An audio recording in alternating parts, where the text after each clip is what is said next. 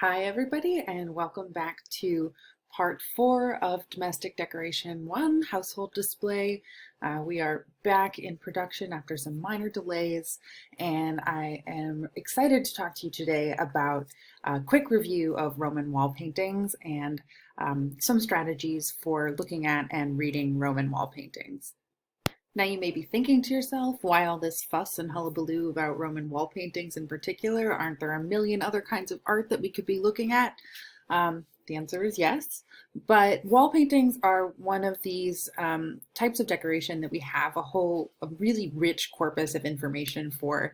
Again, mostly because of those buried cities around the Bay of Naples and the AD 79 of eruption of Mount Vesuvius. So a brief, quick recap. I know we've covered this a little bit in the past of these 4 Pompeian wall painting styles. And remember that these are chronologically based, but they're really focused in the geography of the Bay of Naples. So the chronology is based on when these painting types showed up in this particular geographic area.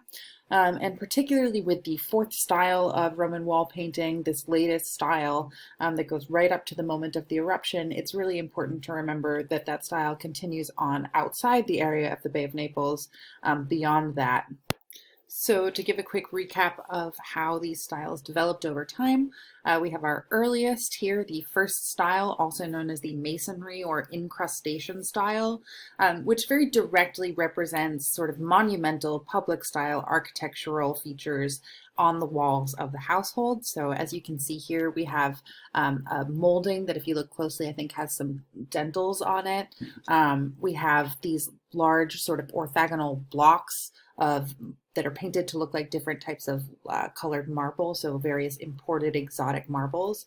So there's this emphasis on sort of bringing the language of public architecture and really fancy monumental architecture into domestic space, but not having necessarily the resources to actually replicate the materials, these exotic marbles themselves. Rather, we have a representation of it. Then we have our 2nd style, which comes into vogue around, it's really popular around 50 BC. That's when a lot of our examples that we have are dated from, but the range is somewhat larger, of course. And here we have the beginning of this abstraction of architecture where we stop having it picked out in stucco, right? It's no longer 3-dimensional. We have a flat wall that looks like 3-dimensional space. The illusion is there to create like a trompe-l'oeil effect of space where you can see architecture receding into the distance. And so you have this sort of expansion of the room visually through the all-encompassing architectural frame of the wall schemes. Moving into the 3rd style, this really shows up and flourishes in the age of Augustus, our 1st emperor. Here we have that the wall being flat, right, just like it is in 2nd style, not picked out in stucco as in 1st style, but also appearing really flat. So we have a real emphasis on this flat surface of the wall, enclosing the space of the room. And then we have these little windows into scenes at the center. Oftentimes these are either mythological scenes or sacro-idyllic scenes like rural shrines with shepherds hanging out outside.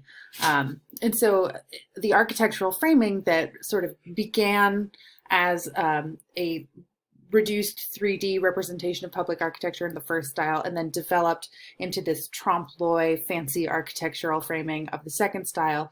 Now it has been sort of attenuated and reduced to these abstracted framing devices for a central panel of the wall, or for sort of restrained details like these garlands and plant-like vertical elements that we see in this example here of the 3rd style. So a much more restrained style of painting, a much sort of calmer effect overall on the space.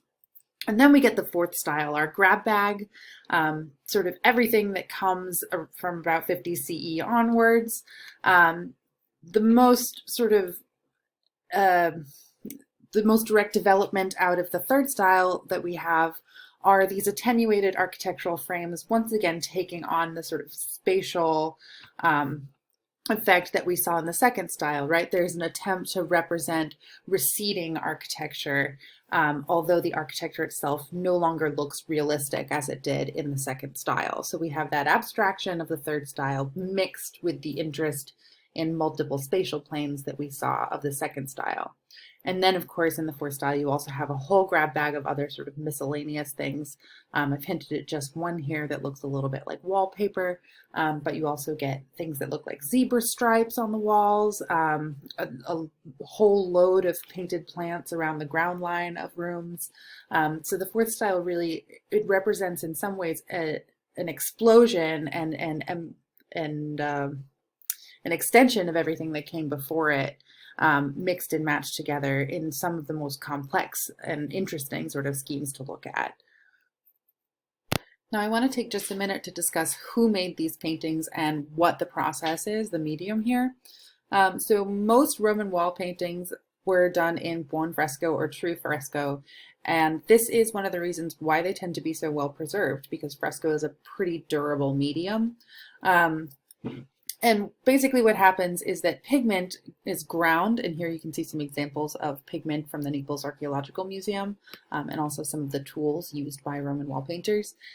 Pigment was ground and mixed with water and then applied to damp plaster, lime plaster. And then as the plaster dried, the pigment actually is bound into the surface of the wall itself, and undergoes a reaction where the wall acts as the binder for the paint.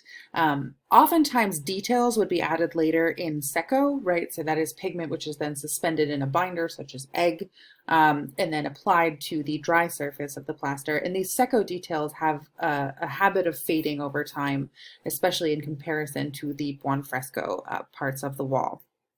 Painters seem to have organized themselves as parts of workshops, and organize the work day in such a way that different people, perhaps with different skill levels, could work simultaneously on different parts of the wall, or even at different times on different parts of the wall. So here in this example of a fourth style room, which is really kind of wild and complicated with a whole lot going on in it, you might have had one member of the workshop working on these architectural framing details and perhaps the border zones. Another member of the workshop who was perhaps more senior, more of a master artist, working on these central panels with more complicated iconography. Sometimes you are actually able to sort of map out the workday of the fresco painters by looking at giornate, which is the Italian word for a day, and it represents a day's work of painting. So the amount of damp plaster that a painter could cover in a day's work. And sometimes a giornata is visible by a seam on the wall where you can see that work has stopped and then started up again.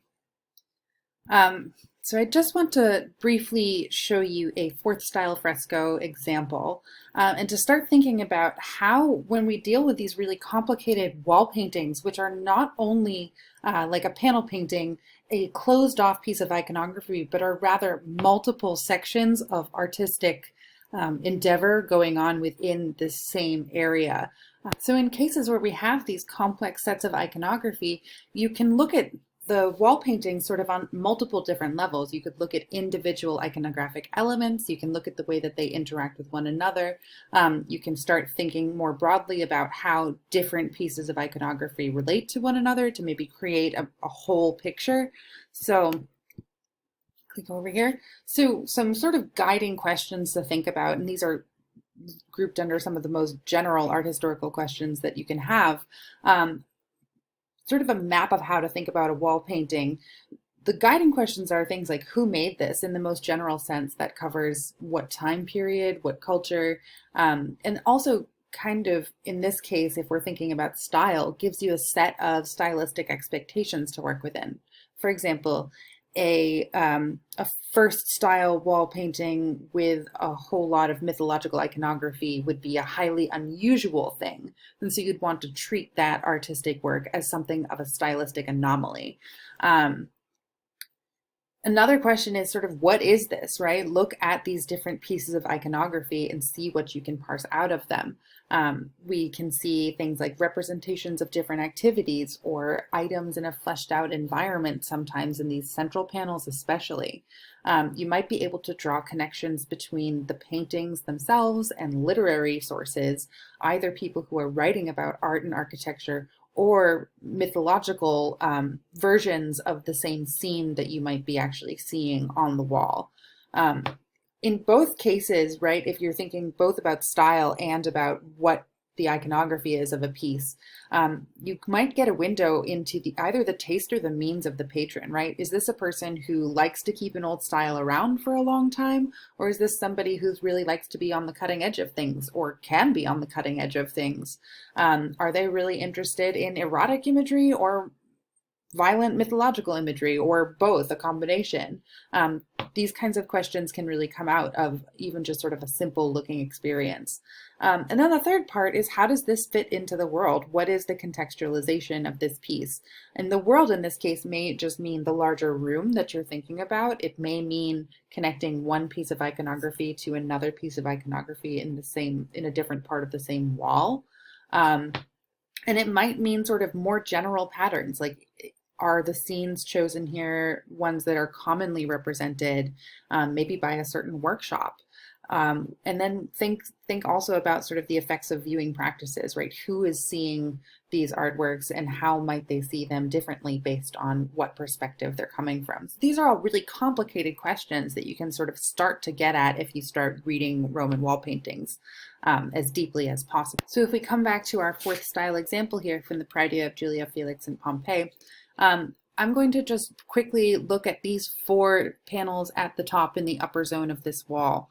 On the far left, it's a little hard to see, but if you blow up the images on the PowerPoint yourselves, you'll be able to see better. We have images of loaves, a platter, a bowl.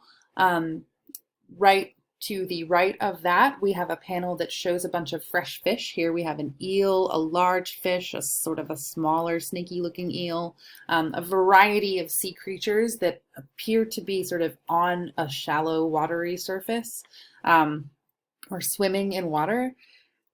Right next to that, to the right again, we have a silver basket with a spoon, a plate of eggs, a brace of quail, a glass jug, some sort of textile, perhaps a purse or a bag or a cloth. And then we have this ceramic jug, which if you look really, really closely, it actually has a painted inscription on it, like a titulus pinctus that you would see on a vessel delivered to somebody. And then on the far right, we have a pile of silver and gold coins, a money bag, and a pile of bronze coins. We have a papyrus scroll, an inkwell, and a pen. And then we have wax tablets and a writing stylus as well. So that means for keeping a household account. So taken together, you know, this sort of gives a really interesting view of an image that portrays abundance, right? So you have all of the sorts of food that you need from the sea, from land, from air. You have luxurious vessels to eat it out of. We have silver and glass. And then we have the wealth of the household represented quite in your face here with our coins, our money bags, and our account keeping instruments. Put into context, if we remember that I think I briefly mentioned that this comes from a place called the Praedia of Julia Felix, which is an inn. So somebody's business place has these images. They may take on yet sort of a different view or a different interpretative angle for you. So to quickly wrap up, here is your task to do for this lecture. I want you to go back to the house that you chose for last lecture and to make sure that it has a richly decorated space for you to play around in. And then I want you to just explore the record for that house on both of the 2 websites that I gave you last time and identify a particular area of the house that is richly decorated that you want to work with more closely. And then just write down the identifying information for that space. Like, I will choose a peristyle garden of the House of the Menander. I'm going to look at the different artistic paintings that decorate that area, for example. Thank you for bearing with me. Good luck, and I will see you in the next lecture.